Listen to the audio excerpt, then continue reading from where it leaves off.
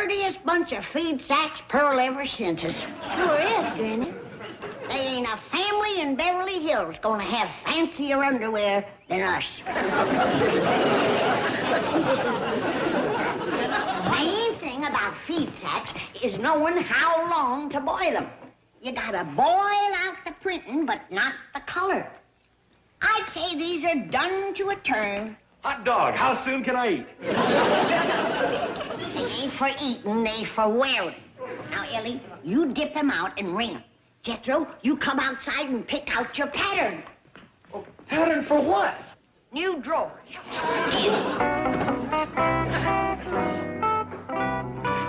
Hello, May. Where's Granny? Oh, she's out back hanging up clothes, pal. My doggers, I'm pleased to see you taking an interest in kitchen work. Well, thank you, pal. Excuse me.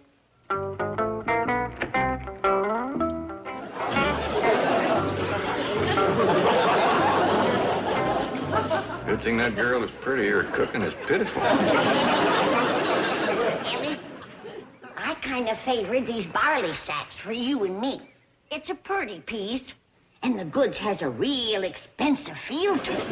Granny, there's some new neighbors moving in on the first side. Let's all go over there and tell them howdy and make them feel welcome. You and me can help them unload and settle in. Yeah, and take us some hot victuals. Well, no, let's just get acquainted first. See what they need. Well, come on, Granny. I ain't wasting no more of my time trying to be friendly to those snooty Beverly Hills people. Well, Granny, we ain't met them yet. We don't know that they snooty. They's rich, ain't they? Appear to be. Well, then they snooty. Well, Uncle Jed's rich, and he ain't snooty. You pick out a pattern. Granny, I don't hardly think that it's right for us to judge a woman without... A woman? Is that who's moving in? Well, I seen one come out of the house and get into a big limousine. Take me around back, you jerk. I can't knock on the front door of a mansion like this and ask to use the phone. I am not employed to drive servants to servants' entrances. Oh, come on, Reg, and knock off the protocol. My feet are killing me, and I've only got one day to fix the house for Mrs. Carrington. You're the housekeeper. That's your problem. Okay, you cab stand reject. You've been asking for this. Climb out and get him up. Save your threats, Agnes. I do not scare easily. Listen, Reg, how'd you like to take me for a drive tonight? We can park on Mulholland and, Okay, get in. I don't scare easily, but that did it. Big limousine just pulled around the house. Must be that new neighbor woman. Yeah, that's her, all right. She's headed for the back door. Good. Ellie, you go get Duke. We'll give her a big Beverly Hills welcome. Beverly Hills welcome? I'll slam the door in her face and Ellie will sick the dog on her. Howdy, ma'am. how do you do? I'm sorry to bother you. I'm opening the house next door and the phone isn't connected yet. Could I use yours, please? Why, you betcha. Yonder it is. Help yourself. Thank you so much. Jed, did I hear her say please? Please and thank you. By the way, ma'am, we is the Clampetts. This here is Granny, and I'm Jed. Well, I'm pleased to make your acquaintance. Just call me Aggie. I've got to phone the market. There isn't a bite of food in the house. Oh, we'd be pleased to share victuals with you. Share what? Victuals, food. We'd be glad to fetch something over to you. I know that it's a chore to cook on moving day. Oh, well, that's awfully nice of you, but I love to cook, as you can see. Believe me, after cleaning a big house all day, cooking is fun. You clean the house? Morning till night. But a little honest work never hurt anybody. Market, I'd like you to send over an order and charge it to Mrs. Philip Brentwood Carrington III.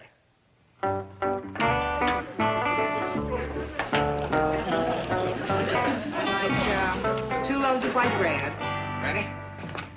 I think you gotta admit that Mrs. Philip Brentwood Carrington III Ain't your average run-of-the-mill, everyday rich Beverly Hills society woman. Yeah, a grand name like that. And she says, just call me Aggie.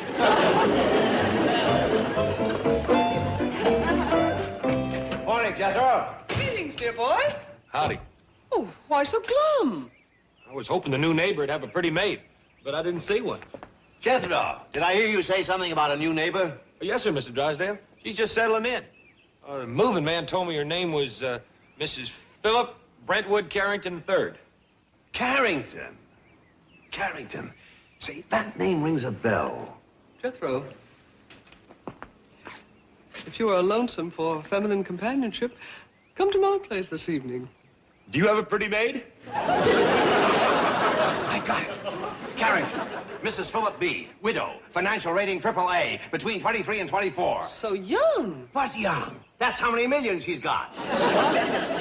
Well, how old a woman is she? Who cares? With that kind of money, she's in the prime of her life.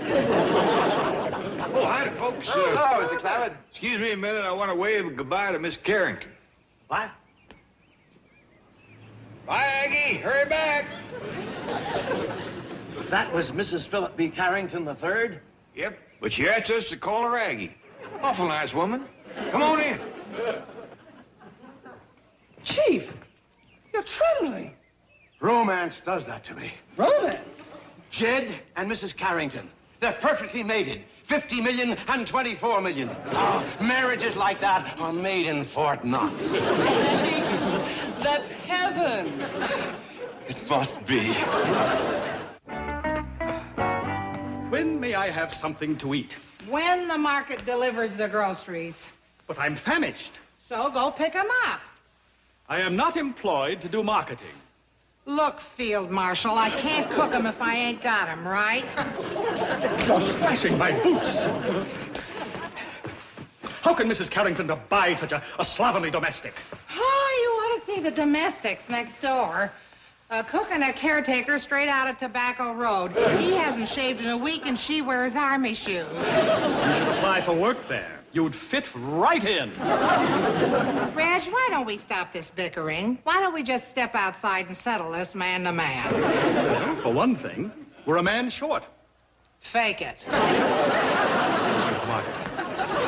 Don't get run over by a shopping cart, Tarzan.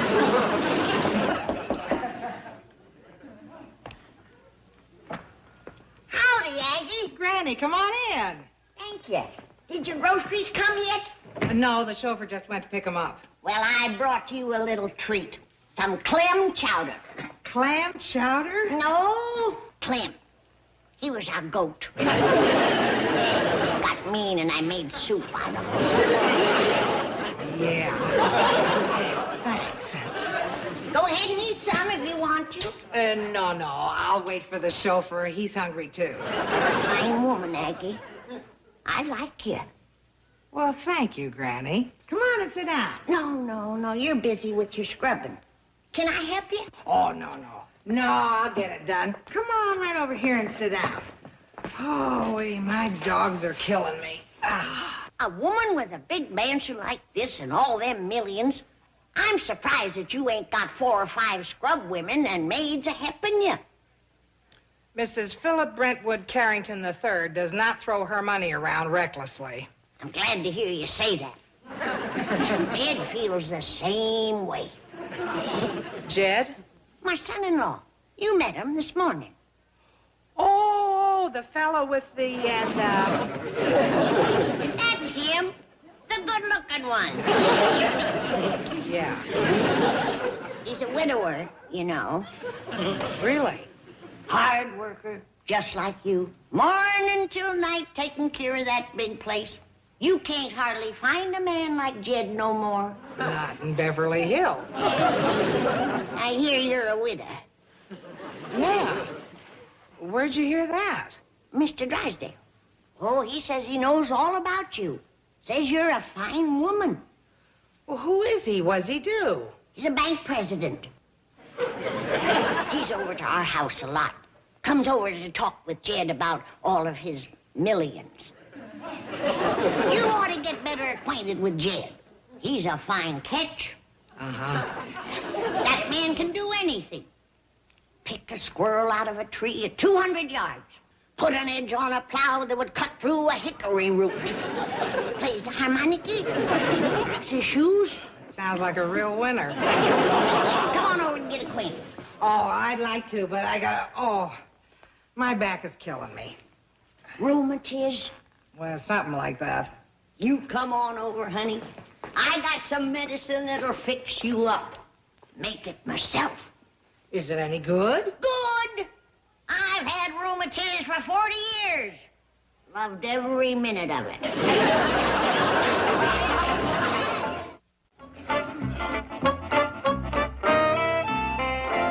Well, Miss Hathaway, what's the news? How is that flaming romance coming along? What flaming romance? Jed Clampett and Mrs. Carrington. We've got to keep that affair at white heat. Chief, she came over to use the telephone. Right. And we mustn't let it cool down. By George, I got a great idea. Let's have the wedding here in the bank. Wedding? Yes, they can be married in the vault. Or better, or worse. Or richer, or richer. Get a hold of yourself. Oh, excuse me. I'm an incurable romantic. The fact is, we don't even know what Mrs. Carrington looks like. Well, she's beautiful. Terrific figure. You know. I've got her picture right here. That is a financial report. Yeah. Isn't she lovely? Look at that cash on hand. What a figure. Chief, I'm becoming seriously concerned about you.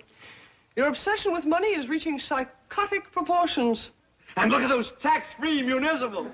Chief. And of course, after they're married, we'll get some great tax benefits from... Chief! You need professional help. Okay. Hire anyone you need. I want the biggest wedding in town. Now, in the meantime, you go on up there and you start playing Cupid. If you can get those two married, by the time we post statements on Friday, there'll be a big bonus in it. I don't want a bonus. I'm not offering you one. The bonus is for me.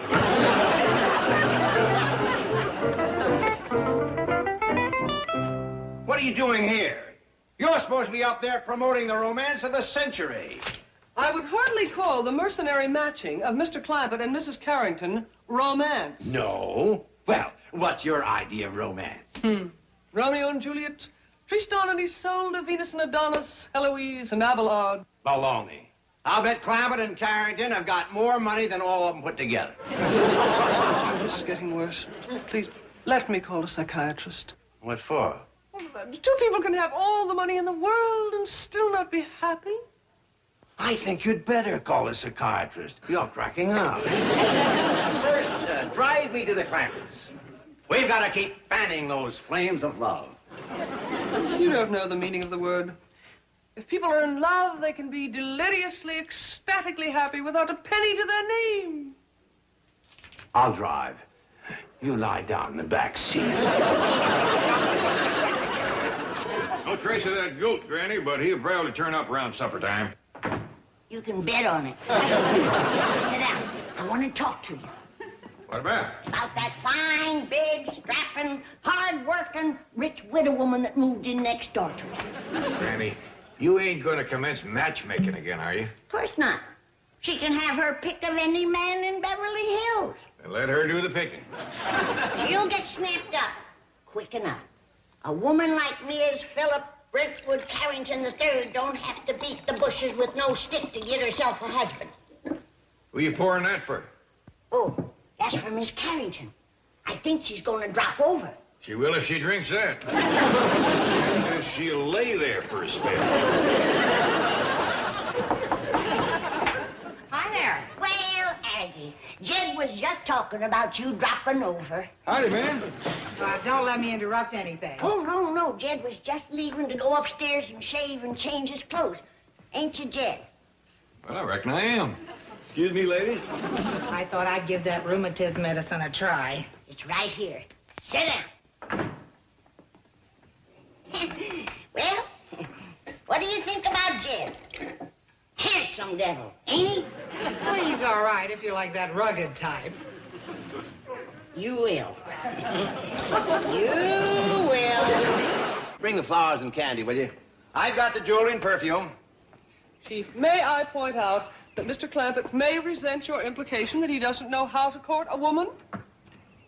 Well, he doesn't. Not a woman like Mrs. Philip Brentwood Carrington III. She's used to being showered with gifts and attention. Oh, we've got to get those 2 lovebirds to the altar before estimated tax returns are due. Well, I suppose the ceremony will be performed by a CPA. Can they do that? Hi, folks. Come on in.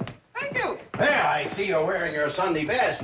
Are you planning to call on Mrs. Carrington? Oh, as a matter of fact, she's sitting out in the kitchen jawing with Granny. Oh, good, good. What's all this? Flowers and candy? Who first? I think I'd better let Mr. Drysdale explain that. Well, actually, they're for you, Mr. Clampett. Me? Yes. Mr. Drysdale.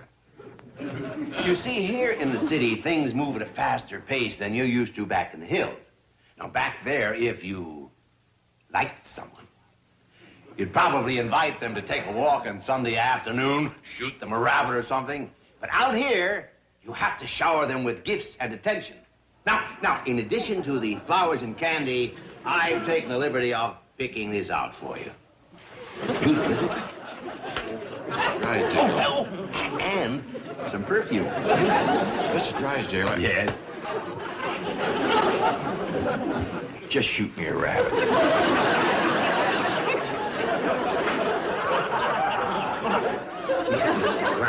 These aren't for you. These are for you to give to Mrs. Carrington. What for? Well, you like her, don't you? Don't know her. Well, let me tell you about her. Oh, what a lovely woman. She's got everything. Wealth, culture, breeding, education, money. Lots of money. Beauty, sophistication. A princess, Mr. Clampett. A veritable princess. How's your back? What back? Oh, mine. Oh, it's great. You know, you're right about this stuff. It makes having rheumatism a ball. Just sip it, honey. Don't gulp it. Okay. Now, let's get back to Jed. Would you like to step out with him tonight? No thanks. Gulp it. Gee, that's beautiful material. That reminds me of Hawaii. I used to have a moo-moo like this. A what? A moo-moo. Go back to sipping, honey. There ain't no cows this color. I tell you, Mr. Clampett, if I weren't a married man, I'd be in that kitchen on my knees, asking that remarkable little woman to be my bride. You talking about Aggie or Granny? I'm talking about Aggie. Why, she was the toast of Europe. Every man in Paris was after her. No offense, but they must have been kind of short of women. Would you like to wait in the car? No, I'm enjoying this tremendously. Now, Mr. Clark, think of your daughter, Ellie. Think how wonderful it would be to have a mother like Mrs. Carrington. Who could teach her the social graces? Mold that child in her own image. Why, in a little while, Ellie would be just like her. Sweet, refined, a perfect little lady. I better fetch Jim. You've had enough of this. Get yourself some buttermilk from the icebox.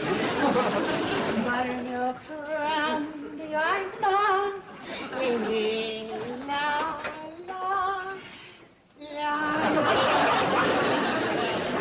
Flowers. No.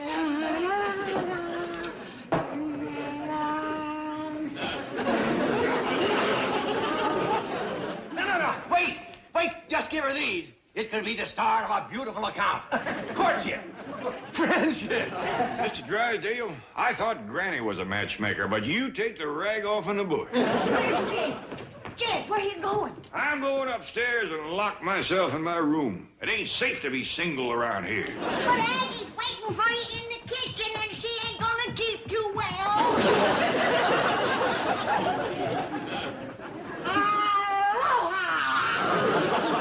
Good heavens. I'm Melvin Drysdale. Milby, baby, I'm your Aggie. These gifts. Oh, that's awful sweet of you, honey. But let's cooler. Leave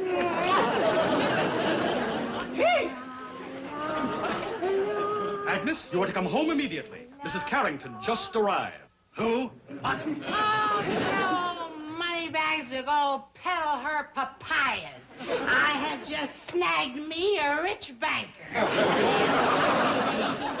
I'll never know what he sees in that woman. It's gonna be hard to break the news to Miss Drysdale.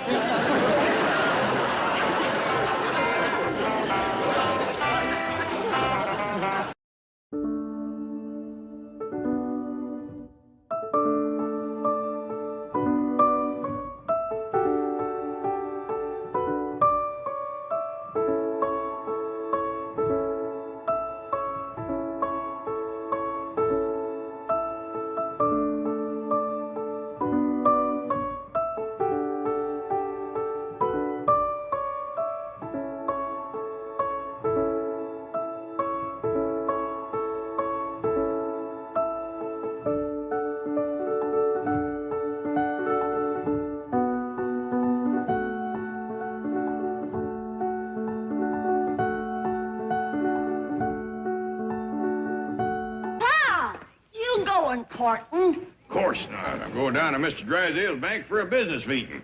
You seen Jethro? Yes, sir. He's in the kitchen messing with his chemistry set. Well, tell him to fetch the truck around. Yes, sir, pal. Him and his fool chemistry set. Look what he done to my hair. How'd he do that? Invented something called Bodine hair darkener.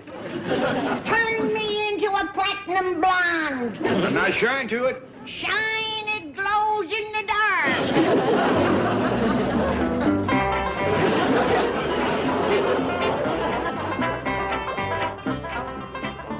Jethro, Pop wants you... Shh. Right in the middle of a great experiment. If this works... It works! I've done it! Done what? Invented purple orange juice.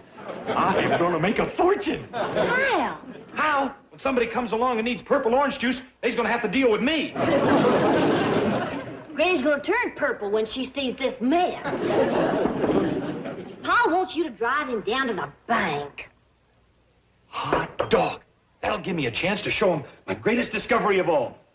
What's that? Something scientists have been trying to find for years. Where'd you get it? I didn't get it. I invented it. This peel can turn water into gasoline. All us great scientists gets laughed at. That don't bother us none. Someday you'll be proud to say she was my lab assistant. Oh, well, what does the lab assistant do? Cleans up the mess. How's it going, Miss Hathaway? Everything ready? Right, Chief. Vintage champagne, chilled to perfection, imported caviar. Oh, good. You know, Mrs. Sebastian is used to the best. What a man. Sponge king, shipping magnate. You got the expensive caviar, I hope. $10 an ounce. $10 an ounce? That's impossible. Oh, see for yourself. 10 ounces, $100. You left one in there. No, I didn't. All right, but let's leave the can around so Sebastian can see it. That will hardly impress a man like Mr. Lucas Sebastian. He is purported to be a billionaire. Yeah. Think of that. Real live billionaire. And quite a remarkable man. Adventurer, world traveler, oceanographer, authority in marine biology. $1 billion. That's 1,000 million. His concept that the farm of the future lies at the bottom of the ocean is absolutely brilliant. Real live billionaire. How exciting. Farming the ocean's depths. Doing what? Farming the depths of the ocean for food. Well, whose nutty idea is that? Mr. Sebastian. Oh, brilliant, brilliant. You mean you didn't ask why he wants to organize a syndicate? Look, when you get a chance to hook up with a man like Lucas Sebastian, you don't go asking foolish questions. Everything that man touches turns to gold.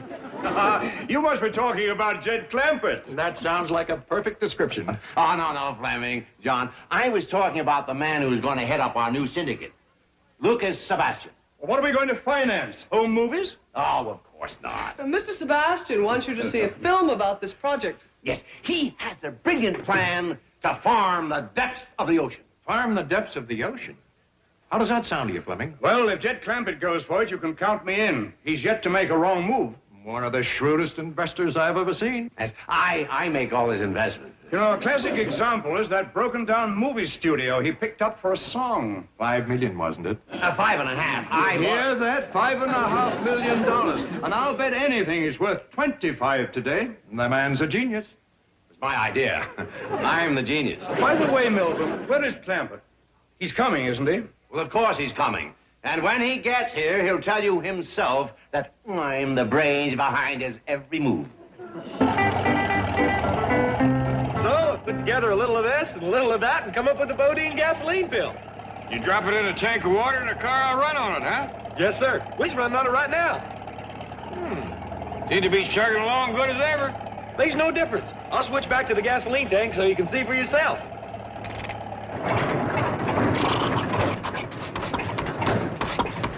Don't seem to be running as good on gas as it did on your water.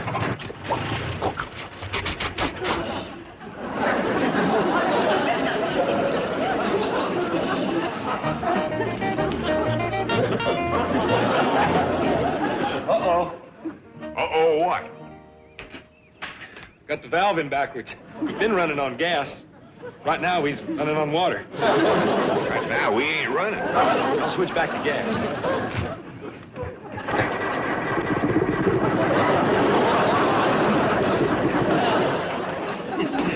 Good morning, Miss Hathaway.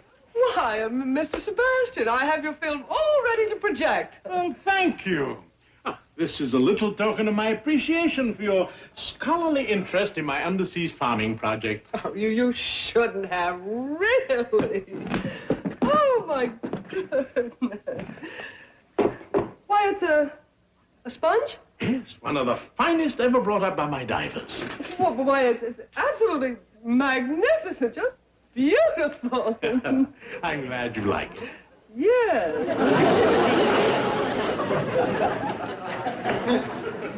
Gentlemen, Mr. Lucas Sebastian. Mr. Sebastian, welcome, welcome. I'm Milburn Drysdale. This is a great honor, a great pleasure. How do you do, sir? You know, meeting you is a privilege I've been looking forward to for many years, and I'd like to present Mr. Fleming Pendleton and Mr. John Canada. Mr. Drysdale, Yeah. my hand. What about it? I'd like it back. Gentlemen, shake hands with Mr. Lucas Sebastian. Oh, Sebastian. How do you do, sir? How do you do, How do you do, Mr. Sebastian? Sit down, sit down. Have some champagne, caviar. No, I'm on a very strict diet. What? Yes, if you don't mind, I think I'll sit over there where I won't be tempted. Diet?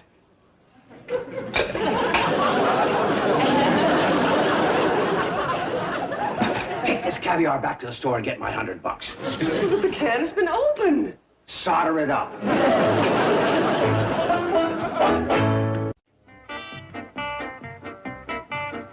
Right now, Uncle Jed. Step down on that old starter.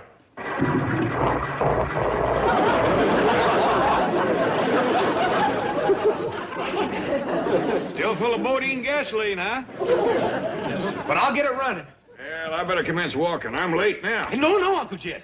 I promised I'd get you to the bank on this truck, and I'm gonna do it. How? You steer, I'll push.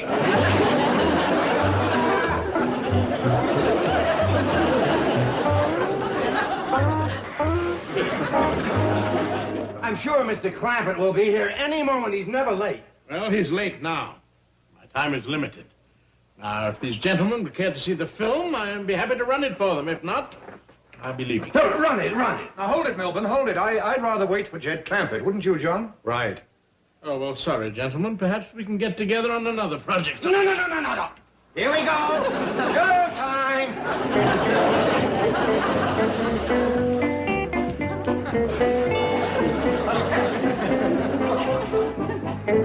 Take it easy, Jethro. Not so fast. Yeah, gentlemen. Beneath the oceans that cover 70% of our globe lie the fields and farms of the future. In these very waters, where my divers once harvested sponges, we will harvest a crop of plankton and undersea vegetation worth billions.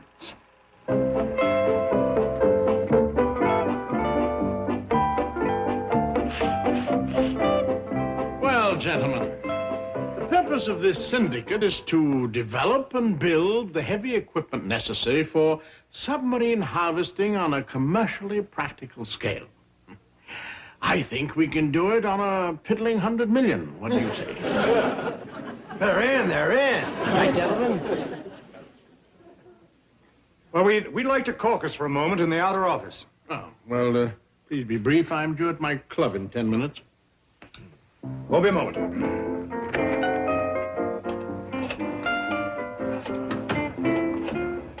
What do you think, Fleming? Well, it worries me that Clampett didn't show up. If this undersea farming was worth anything, he'd be here. That's a pretty new concept. Maybe he doesn't know about it. You kidding? Nothing gets by that old fox. Oh, hey, Jane Hathaway here. Where's Mr. Clampett? What's that?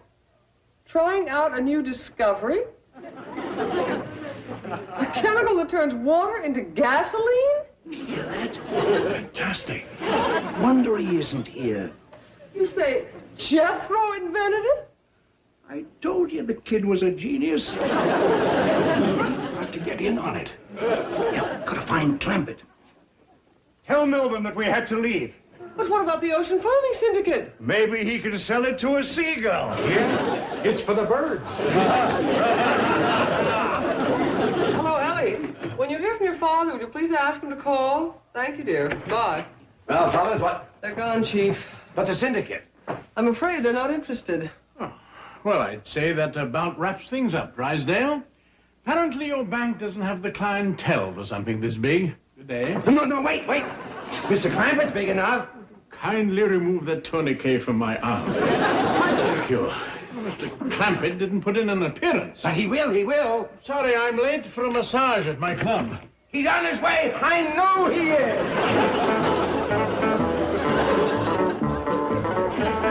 Recommend you slow down, Jethro. I gotta make a turn at the next corner. Jethro, I say slow down. Jethro!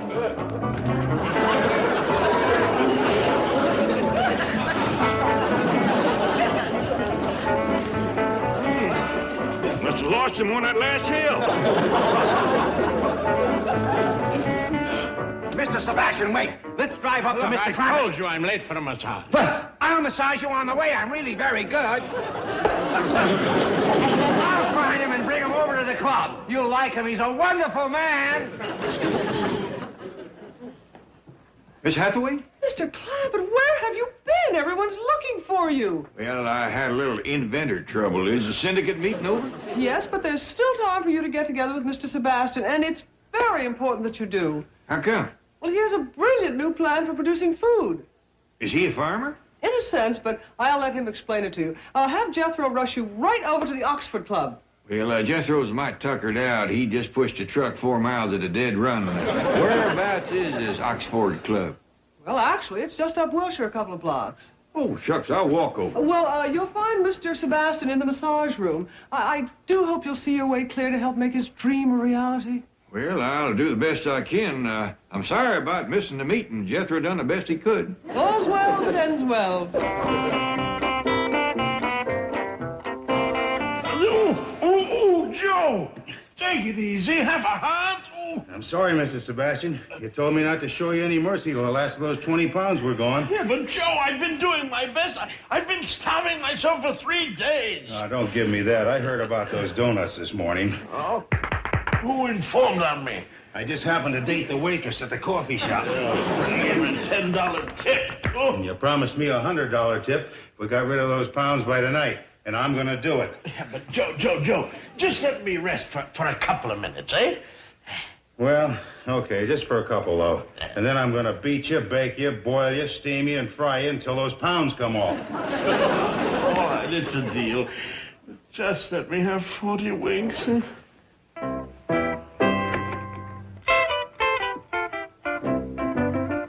Yes, sir. Something I can do for you? Well, howdy. My name is Jed Clampett. I'm looking for Mr. Sebastian. Is he here? Yeah, but he's asleep right now. Down here in the basement? Right over there on the table. Does he sleep here a lot? Whenever I let him. Well, maybe I better go and come back another time. Was he expecting you? Well, I kind of think he's hoping I'll drop by.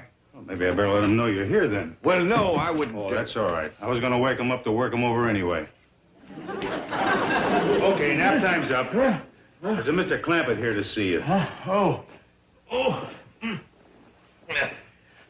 Oh, how do you do, Mr. Clampett? Howdy, Mr. Sebastian. I'll shower and get dressed. Oh, no, you don't. You're going to stay right here. You've paid for those donuts.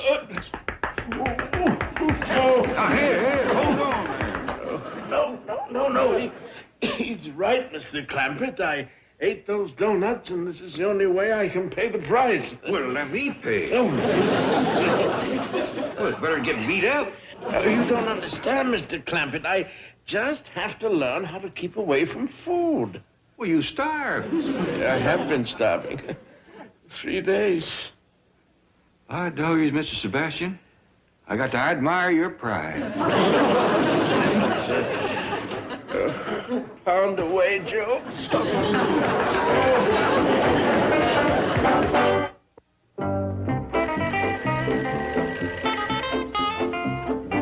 Hello? Ted? Where are you? I'm in some place called the Oxford Club trying to help this poor farmer. I tell you, Granny, he's a pitiful case. He sleeps in the cellar on a hard table, no clothes on his back, and ain't got the price of 2 donuts. You gonna grub stake him, Jed? I'm sure going to try, but it ain't going to be easy. He's poor, but uncommon proud. He'd rather take a beating than let me pay for his donuts. Out of here and into the rollers. No, not the rollers. Not the rollers. No. Granny, I got to get out of here before I tangle with the fellow that runs this place. He's the meanest, orneriest critter I ever seen.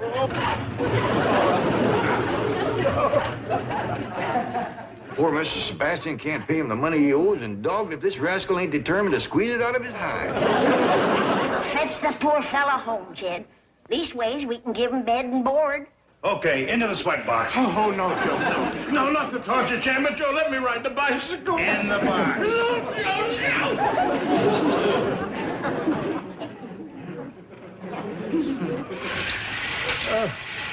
Joe. Granny, I'm afraid it's going to take a scrap to get Mr. Sebastian out of here.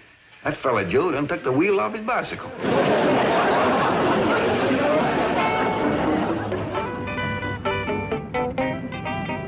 Sure do thank you for towing me home, Miss Jane. That's all right, dear boy. Glad to do it. Jethro, I still think I should have towed you to a garage to have this engine reassembled. Heck fire, Miss Jane. I can fix it. All I got to do is figure out where to connect these leftovers. Well, bon chance. I want your Uncle Jed to have this. He and Mr. Sebastian may be going into business together.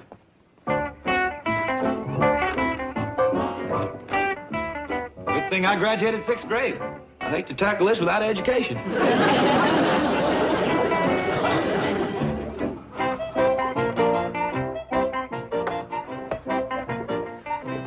You know, Joe, I just weighed myself, and I'm down to, Joe. Joe, where are you? Oh, let me out of here. Get me out of this thing.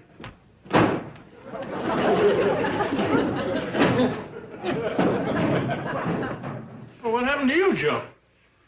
You remember when I let you out of the steam cabinet there and you kind of staggered into the shower room? Yes? Well, Mr. Clampett came over and gave me a $20 bill. Asked me if that would satisfy me. I thought he wanted a massage. So I said, take off your clothes and I'll work you over. And? Well, that's the last thing I remember till I woke up in here. You know, Joe, I'm beginning to wonder if I should accept Mr. Clampett's invitation to dinner. What is it, Granny? According to Miss Jane, it's something that Mr. Sebastian grows on his farm. And a prize one, too. When's it gonna be done? I don't know, child. I've been stewing it for better than an hour, and it still ain't tender. Sure does smell. put in a little piece of salt pork for seasoning. Let's just let it simmer there. You come and help me pick some dandelion greens to go with it.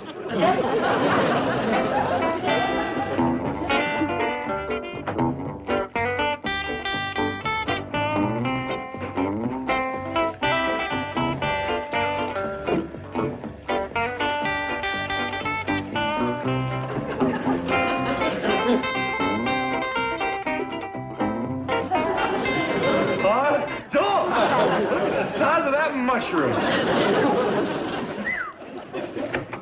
Well, come in, come in. I'm glad you could make it. There we are. Thank you. I see you got some clothes. Oh, yes. Mrs. Sebastian was telling me that's hand-loomed Irish tweed. Got it on Bond Street. Now, don't you worry. It looks fine. Want to borrow my razor? I got a little surprise for you, Mrs. Sebastian. You hungry? Oh, I've never been so hungry in my life. There you are. 2 dozen of the finest donuts money can buy. Just a wallering in sugar. Me? For you and no strings attached. No. Proudest man I ever seen. Well, I reckon it would have took the edge off of Granny's victuals anyhow. I'm sure she's got something wonderful cooking.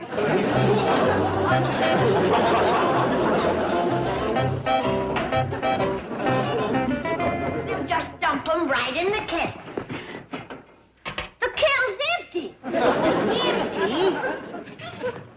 Yes, ma'am. Started out just to have a taste, but you know me and mushrooms. You ate the whole thing? Yes, ma'am. Didn't have a lot of flavor, but it was mighty filling. I've never seen anything soak up so much gravy.